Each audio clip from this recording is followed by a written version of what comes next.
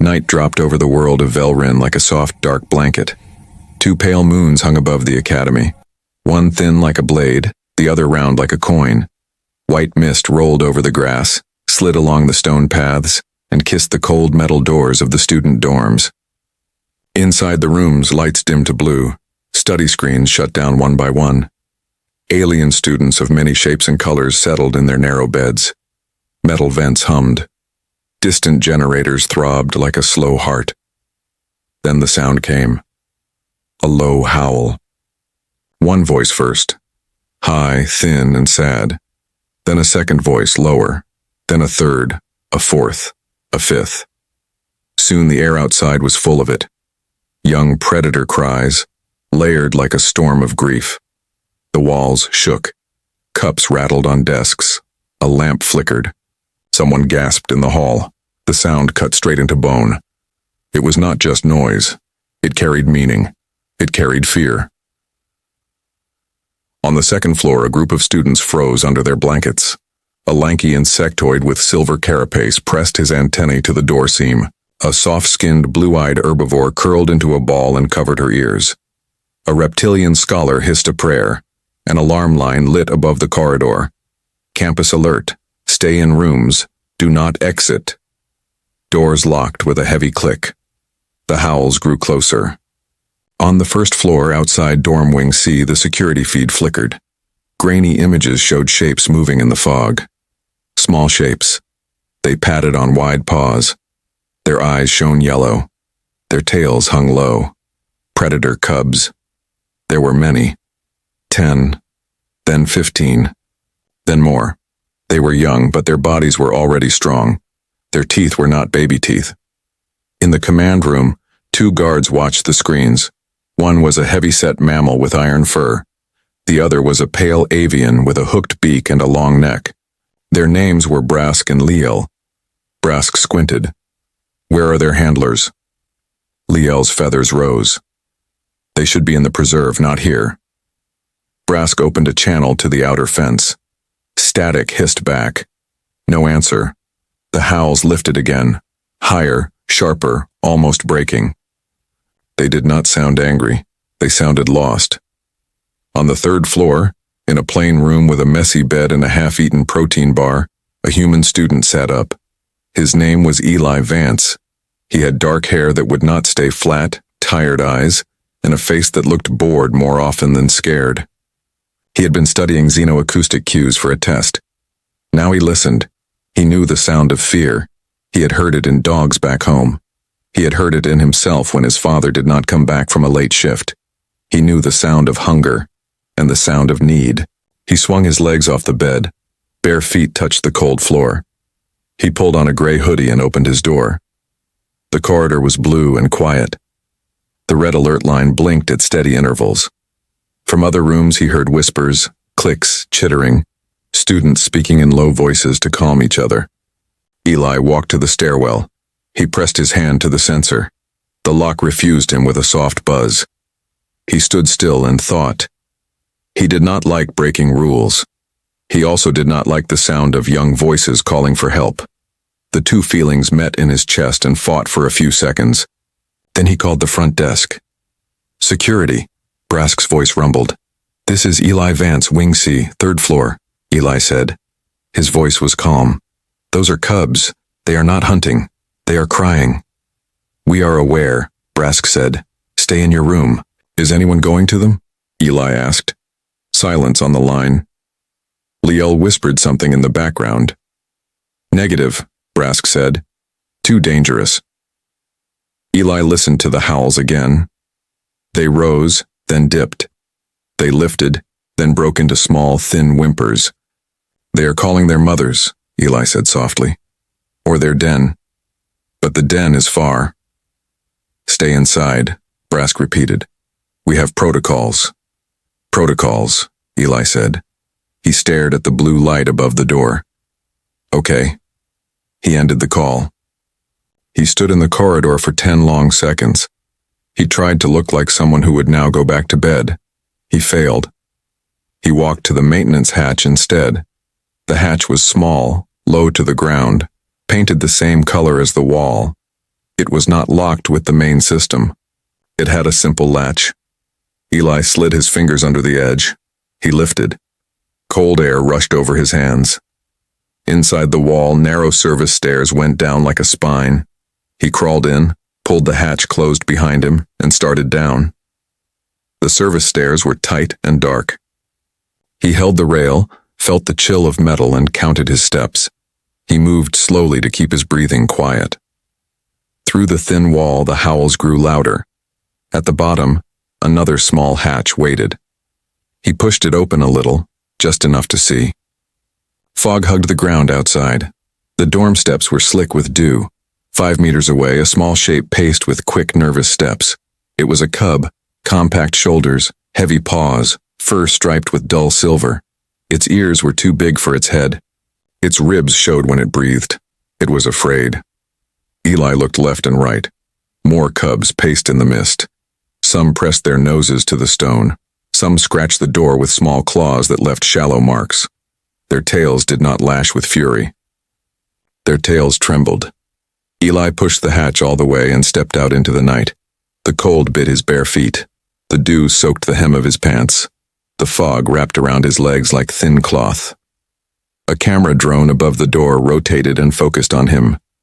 A red dot blinked as it recorded. Eli raised his hand slowly, palms open. "Hey," he said in a low, calm voice. "Easy." A cub froze. 2 others lowered their heads. One gave a frightened bark, short and sharp. Eli did not move forward yet. He cast his eyes down. Not a direct stare, not a challenge. He turned his shoulders a little to the side. He made his body smaller. He breathed out. "Sleep time," he said. The words were soft. The tone was steady. "It's late. You're safe." The nearest cub took 1 step toward him. Its nose twitched. It sniffed the air. It smelled metal, oil, strange aliens in the walls, and this new creature that stood in the dark and did not fear it. "Good," Eli said quietly. "Good, little one." He lowered himself into a crouch. The fog touched his knees. He held out one hand, palm facing down, fingers relaxed. The cub leaned forward, sniffed his hoodie sleeve, and sneezed. Eli did not laugh. He kept his face calm. He breathed in and out, slow, like waves on a small beach. Behind the first cub, 3 more crept closer. Their ears flicked. Their tails twitched. They were ready to run. They were also ready to trust. From inside the dorm, a cluster of eyes watched through the window's safety glass. A nervous whisper ran along the hall. He went out. The human went out. Is he crazy? Is he brave? Brask's voice crackled through the drone speaker. "Student Vance, return inside immediately." Eli did not look up at the machine. He did not talk back to the guard. He spoke to the cubs. "Shh," he said, softer now. "You're okay. No one will hurt you. Sleep." His tone dropped by a small step. Not a command. An invitation. The first cub yawned. Its mouth opened wide, showing small, bright teeth. It looked at the door behind Eli. It looked at the dark beyond the grass. It made a small decision. It sat down. Eli felt something in the air relax, like a tight string going loose. He did not push forward. He waited. Another cub came up, pressed its shoulder to the first. They both looked at Eli's hand. He let them smell his skin. He did not reach to pet. Not yet. "Good," he said again. "Good." The third cub circled behind him and sniffed the back of his knee. Eli did not jump. He kept his breath slow. He let the small body move around him like a soft shadow. "Sleep," he said. The word was a low, even note. "Sleep." The first cub made a tiny sound. Not a howl, not a growl. More like a baby's sigh. It turned 1 full circle, paw over paw, and curled on the stone step. The second cub copied it. Then the third. Then the fourth. The howls in the distance thinned, like a storm passing. The air went quiet in small pieces. Inside the dorm, the watching students did not speak. Some pressed their hands to the glass. Some began to cry, though they did not know why. Brask's finger hovered over the alarm switch. Liel's throat clicked. He is calming them. Brask grunted. If the mothers arrive, we are finished. Perhaps, Liel whispered, eyes wide. The mothers sent them here. Brask said nothing. Eli sat on the top step now, not too near, not too far. He kept his body still. He let the cubs smell the air around him, his heat, his sweat, the faint scent of soap. He did not speak for a full minute. He let silence do the work. Then, in the same tone he would use for a scared dog, he spoke again. Sleep. It is safe. I will watch. The words were simple. The weight was in the tone, low even, warm, with a quiet power beneath. One by one, the small bodies eased down. Claws clicked as they tucked their feet. Warm sides pressed to warm sides, tails curled over noses. Eli finally moved his hand, just a little. He touched the stone beside the nearest cub. The cub's ear flicked. It did not wake.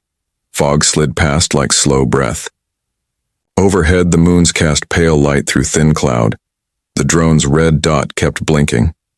In the window above, a pair of bright blue eyes watched with intense focus. They belonged to Headmistress Dr. Sareth, the leader of xenopsychology. Her skin was a deep gray, smooth as river stone. 8 small eyes were set in a crown on her head, each with a different shine. She did not speak to the guards. She only watched the human's shoulders, the line of his back, the way he filled the space with a soft courage. You have seen this before, she whispered to herself. Not with these creatures, but you know the dance. On the floor beneath her window, a tiny notebook stood open. She wrote one sentence. Human vocal cadence produces submission and safety response in Velrin predator juveniles. She paused. Minutes passed. The building breathed. The cubs slept. Eli kept his watch. He let his eyes travel around the edges of the fog.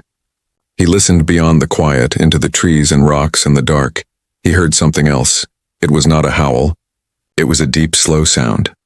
Lower than the dorm generators, lower than the earth under his feet. It rolled like thunder, then paused, then rolled again. He did not turn his head to look.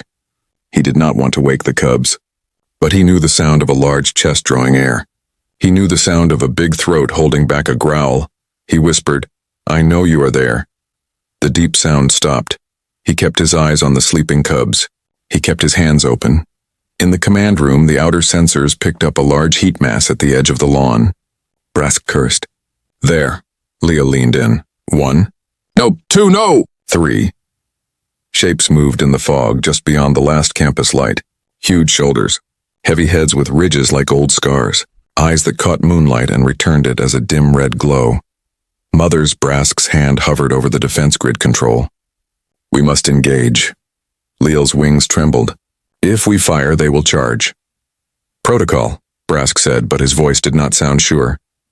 A new voice filled the room, steady and soft. Dr. Sareth. Hold fire, she said. Observe, Brask stared at the screens. The large shapes did not advance. They stood at the line where shadow met grass. They stared at the human and the sleeping cubs. Dr. Sareth spoke into the drone mic. Student Vance, do not move fast. The adults are present. Your life is at risk. Eli did not look up. I know, he said. What are you doing? Dr. Sareth asked. Keeping my promise, Eli said. I told them I would watch. Dr. Sareth's 8 eyes narrowed. The adults will not accept you near their young. Maybe, Eli said softly. Maybe not tonight. He let the silence return. He let the mothers smell the picture. Their cubs warm and safe, their cubs breathing well, their cubs not bleeding. He made himself small again. He lowered his head. He was a post, a rock, a tree, not a rival, not a thief. The largest shadow took 1 step forward. The ground felt that step. The fog swirled around a massive chest and a scarred neck. A flat tongue tasted the air. Eli did not look up. He kept his eyes on the cub's twitching ear. Sleep, he whispered so low the drone barely heard. I'm still here. The large shape made a deep sound in its chest. Not anger, not yet. A warning, perhaps. A question Eli answered with the same calm tone. Safe. The large shape stopped. It turned its head a little. It looked not at Eli but at the cubs. It listened to their small sleep noises. It watched their sides rise and fall. Dr. Sareth wrote a second line in her notebook. Adult hesitation increases in presence of juvenile calm. Inside the dorm, a young herbivore named Mari wiped her eyes. I thought they were monsters, she whispered. The reptilian scholar beside her hissed softly. They are, but they are also mothers. On the second floor, the insectoid student breathed into a paper mask to steady his heartbeat. On the first floor, a pair of engineers turned the safety locks on their doors back and forth, unsure if they felt safer with bolts closed or paths open. In rooms across the building, students felt something unusual. They felt respect for the human in the fog. They did not know his grades. They did not know his past. They knew only that he was still when others would run, and soft when others would shout. A tiny light went on in many minds. Power can be quiet. The fog began to thin as one moon slid behind a cloud. A breeze came down from the hills, cool and clean. It carried the scent of wet rock and distant flowers. The sleeping cub nearest to Eli twitched a paw and let out a small squeak. Eli almost smiled. He did not. He kept the same still face. Behind the fog line, the largest mother turned her head again the way a judge might weigh two truths. Her breath came slower now. Her tail, heavy and ridged, lowered from high anger to a level line. A second adult shifted her weight and lay down, not fully, but enough to show the others that the moment for teeth had not yet come. Dr. Sareth exhaled, long and silent. Brask lowered his hand from the defense grid. Leal's feathers smoothed. On the lawn, Eli adjusted his weight by an inch so his leg would not go numb. The stone step was hard. His feet were cold, but the pressure in his chest eased a fraction. The balance of the night had changed. It was still dangerous. It was less close to breaking, he whispered again, not to the cubs this time, but to the dark at the edge of the grass. We are not your enemies tonight. The dark did not answer with sound. It answered with stillness. Time stretched. A teacher in room B14 tried to open her door to bring blankets. The lock refused her. She pressed her head to the wood and began to hum a lullaby from her home world. The notes floated through the hallway and out the vents, thin and sweet. The sound touched the lawn. One of the cubs lifted its head, blinked slow, and relaxed again. Eli listened to the lullaby. He did not know the words. He knew the shape of the song. It said, "You are small, you are safe, and the night will pass." He added his voice almost under his breath, steady and low. Not a human song with words, a tone, a line of sound that held the same meaning as the teacher's tune. He drew it out, let it sit in the air, and let it fade. The drone's microphone caught the line and fed it to the command room. Brask frowned. He's singing? Leal blinked. It is not singing, it is another kind of speech. Dr. Sareth's 8 eyes widened by a degree. Cadence matching, she murmured. He stacks safety signals. He stacks them without training. She underlined another word in her notebook. Cadence. The breeze shifted again. The fog pulled back, slow as a curtain. The adult shapes were clearer now. Thick necks, heavy jaws, armor plates like dark stone laid by time. Their eyes were not red with rage anymore. They were deep, thinking eyes, watching the human who guarded their young without teeth or claws. The largest mother made a soft, short sound in her nose. A cub near Eli's knee lifted its head, looked at her, and blinked. It did not get up, Eli breathed out. The sound was almost a laugh, but not quite. He felt the small victory, but he did not brag in his mind. He knew victories with animals were never final. They were living bridges that needed weight and care. He let his hand finally touch fur. Not a full stroke, a small contact like a leaf brushing a river. The cub's ear flicked again. Then its head sank heavy, deeper into sleep. A wave went through the watching students. Some hands went to mouths, some shoulders shivered and released. Dr. Sareth, who did not often smile, let one corner of her mouth lift. Yes, she whispered. There you are. Far beyond the lawn, up the hill where the old stone path met the black trees, something moved. It did not move like the mothers.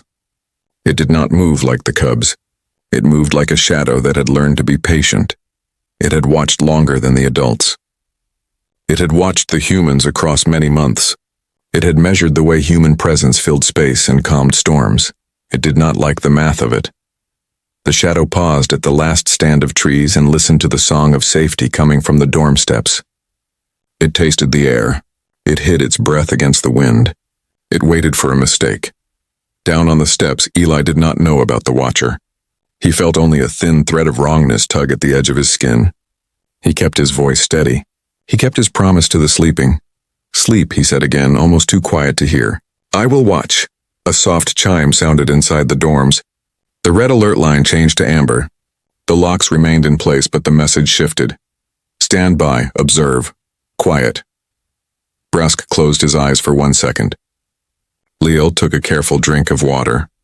Dr. Sareth called 2 words to the medical wing. "Thermal blankets." In 5 minutes, a small robot rolled to the inside of the door with a neat stack of thin, silver sheets. They were warm when opened, warm even in cold air. Dr. Sareth spoke into the drone. "Student Vance, blankets available. Can you place them without waking the juveniles?" Eli thought. "Yes," he said. "Proceed at will," she said. He rose from his crouch in slow motion. The nearest cub's ear twitched. It did not wake. He took 1 blanket from the crack of the door as the robot pushed it out. He held it with 2 hands spread low and let the edge touch the stone first. He placed it over the first sleeping body. The blanket made a tiny crinkle. The cub's chest rose, fell, kept its rhythm. He placed a second, a third, a fourth. Under the silver sheets, the small shapes looked like smooth river stones. The air around them stopped shivering with cold. Eli sat again. He looked at the line of shadow where the mothers stood. He spoke the same 2 words, not in command, not in challenge, but in a plain, honest way. "Go sleep." The largest mother's head lowered by a finger's width. She did not sleep. But she did not advance. The watcher in the trees did not like that. It sank lower, a smear of night, and waited for the time when calm would grow heavy and men would think the danger had passed. Eli's eyes burned now. He had not slept much the night before. He had studied late, then talked to a friend back home over a slow connection and said he was fine. He wished he had worn shoes. His feet were numb. His knees hurt. He did not move. On the other side of the glass, Mari wiped her eyes again. The reptilian scholar gently tapped 1 claw on the window frame in a slow, steady beat, a respectful drum for a quiet guard. In the command room, Brask finally spoke to Dr. Sareth. "Doctor, when the adults depart, we should—" "They may not depart," Dr. Sareth said softly. "They may stay until dawn. And if they do—" The sun rose weak and gold over the academy, spreading slow light across the misty fields. The cubs were still sleeping outside the dorm steps, covered in the silver blankets that shimmered like frost. No one moved for a while. Even the birds on Velrin sang quieter that morning. When Eli finally stood up, his legs hurt and his feet were numb. But when he looked down, 10 predator cubs slept peacefully around him, their breathing steady, their tails still. The sight looked impossible. From behind the glass doors, students watched with wide eyes. No alarms, no chaos, no blood, only silence, calm, and 1 tired human sitting among beasts who once made armies flee. Inside the academy hall, the guards waited nervously. Dr. Sareth, the head mistress, stood near the security screens. She had not slept either. Her 8 small eyes blinked in slow patterns as she studied the footage of the night. She had seen many strange things in her long life. Machines that thought, creatures that bent metal with their minds, but this was different. It was not technology. It was not force. It was something quiet, something human. "Bring him in," she said. Eli sat in the middle of the xenopsychology lab. The room was full of lights, scanning beams and small floating drones that circled like insects. Dr. Sareth studied him in silence. Her assistants whispered, checking readings, adjusting equipment, trying to find what made the cubs obey him. Eli looked tired but calm. He rubbed his hands together and waited. Dr. Sareth's voice was smooth and deep. "You calmed 10 predator cubs without weapons, sound emitters, or tranquilizers. How did you do it?" Eli thought for a moment, then shrugged. "I told them to sleep." The room went still. The assistants looked at each other. Dr. Sareth's upper eyes blinked faster. "You mean you gave a verbal command?" "I guess," Eli said. It wasn't really a command. Just tone. You can tell when someone's scared or when they're safe. Animals feel that. Maybe these cubs did too. Dr. Sareth tilted her head. You have formal training in animal behavior? No, Eli said, smiling faintly. Just grew up with dogs. And little brothers. That answer made no sense to anyone in the room, but it felt true. Later, as Eli walked through the campus, students stared at him from doorways. Some bowed their heads. Some whispered his name like it was already part of a legend. The human who tamed predators, one said. The cub whisperer, said another. Eli ignored them. He wasn't looking for fame. He just wanted breakfast and maybe a nap. But as he crossed the courtyard, something caught his eye. The cubs were awake again, standing near the edge of the grass. They saw him and ran to him, tails wagging, making small chuffing sounds that echoed like laughter. They didn't fear him. They followed him. From the upper windows, Dr. Sareth watched. She whispered, "They've imprinted." Her assistant looked confused. "On a human?" "Yes," she said. "On the wrong species. That should not be possible." By afternoon, the whole academy knew. News spread across the city, then across the planet. A human student had walked into a pack of predator cubs and made them sleep. No armor, no weapon, no magic, only words. Leaders from other colonies began sending messages to Dr. Sareth. They wanted to test more humans. They wanted to study the voice, the brain, the heart that could change beasts. Dr. Sareth felt a mix of awe and fear.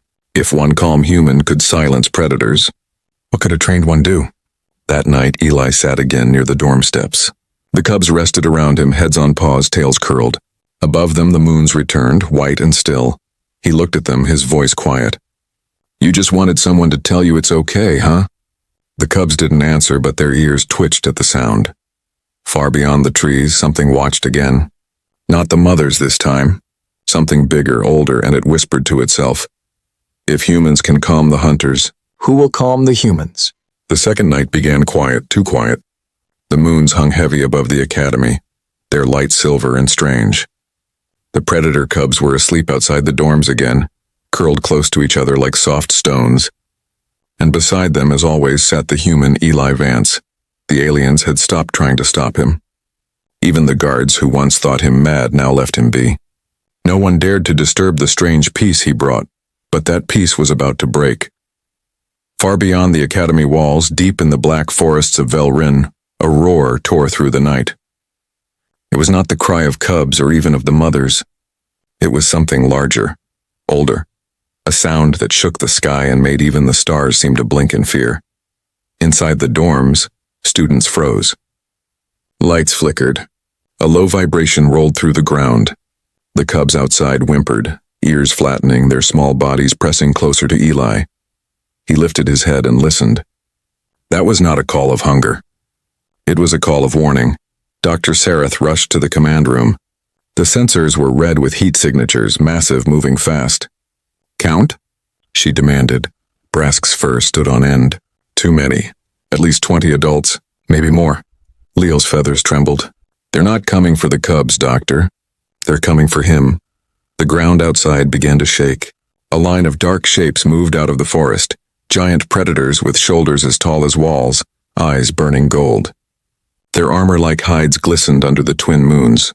They were the elder pack, the apex of their kind. They came not in rage but in judgment. The cubs had bonded to a human, and that was a crime older than the stars. The lead matriarch stepped forward. Her scars glowed faintly with biolight.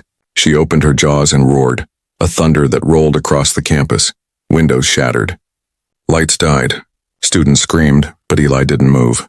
He stood up slowly, placing himself between the cubs and the advancing predators. His shadow stretched long in the moonlight. He didn't raise a weapon. He didn't even raise his voice. He just said, "Easy." The sound of that single word moved through the air like a ripple on still water. The cubs behind him went silent. Even the matriarch paused, her massive head lowering an inch. Eli's heart was racing, but his voice stayed calm. "They're children," he said. "They were scared. I helped them. That's all?" The matriarch growled deep and low, the sound shaking the air. Her eyes flashed with ancient pride. No outsider touched her kind. No prey commanded her blood, but Eli stepped closer. His breath came out in white clouds. He spoke again, softer this time. You came to protect them. So did I. He didn't challenge her. He didn't kneel either. He stood not as an enemy, not as prey, but as something new. The matriarch tilted her massive head, studying him. The cubs peeked out from behind his legs, crying softly. Eli turned slightly and looked down at them. Go, he whispered. Go to your family. One cub took a step forward. Then another. Then all of them. They ran to the matriarch, nuzzling her legs, their tails wagging. She looked down at them, then back at Eli. Her breathing slowed. Her growl faded. The night air went still again. From the command room, Dr. Sareth and her team watched the feed, hardly daring to breathe. Brask whispered, He's speaking to them like equals. Dr. Sareth's 8 eyes shimmered. No, she said softly. He's speaking to them like family. The matriarch lowered her head until her muzzle was level with Eli's chest. He didn't move. He reached out his hand, not fast, not proud, just steady. For a moment, nothing happened. Then the great beast pressed her nose against his palm. The world seemed to stop. Behind her, the other predators followed her lead. One by one, they lowered their heads. Not in surrender. In respect. Then, as quietly as they had come, they turned back toward the forest. The cubs followed, looking over their shoulders one last time. Eli stood alone again under the moons, the fog brushing his legs. When dawn came, there were no cubs, no roars, no threats, only soft prints in the dirt and a strange stillness in the air. Dr. Sareth walked to him as the sun rose. You stopped a war last night, she said. Eli smiled faintly. I just told them to go home. She nodded slowly. You don't understand what that means yet. But the galaxy will. That morning, every channel across Velrin carried one image. A human standing in moonlight, surrounded by sleeping predators. They called it the Night of the Roar. And in every academy, every fleet, every alien city, one quiet truth began to spread. Humans don't conquer with fear. They conquer with heart. End of story. HFY. The cubs howled outside the dorms.